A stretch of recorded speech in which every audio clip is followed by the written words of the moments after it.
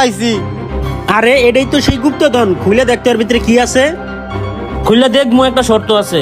আগের বার কিন্তু হ্যাঁ বেশি নিছিল, এবারে কিন্তু আমি বেশি নিমু। আচ্ছা সমস্যা নাই, তুই খোল, এবার তোর একটা বেশি দিব। আচ্ছা ঠিক আছে, আমি খুলতাছি।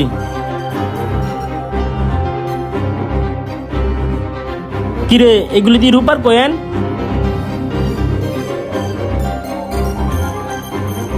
কিরে, এগুলো সব দেখতেছি তো রূপার কয়েন। হরে, ভাবছিলাম স্বর্ণ কইন না পামু, পাইলাম দি রূপা। আরে তুই বেশি বেশি করছো যে, এর জন্য পাইছো রূপার কয়েন।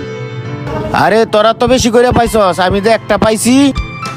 এই এর ভিতরে একটা কাগজ আছে, এই কাগজে কি লেখা আছে দেখি।